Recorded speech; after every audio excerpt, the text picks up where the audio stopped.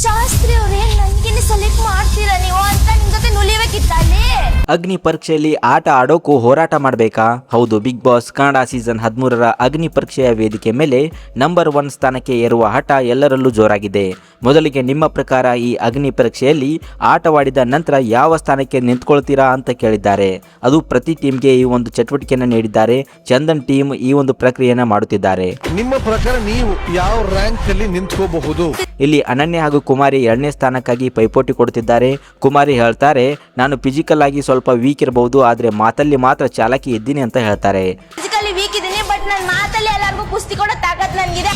ನಂತರ ಕಿರಣ್ ಅವರು ಕುಮಾರಿಗೆ 4ನೇ ಸ್ಥಾನ ಕೊಡ್ತೇನೆ ಅಂತ ಹೇಳಿದಾಗ ಕುಮಾರಿ ಮಾತುಗಳನ್ನ ಕೇಳಿ ಜಡ್ಜ್ ಒಂದು ಕ್ಷಣ ಬೆರಗಾಗಿ ಹೋಗ್ತಾರೆ.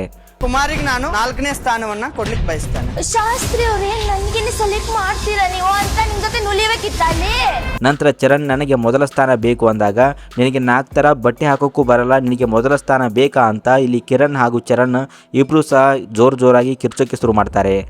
ನಾನು ಫಸ್ಟ್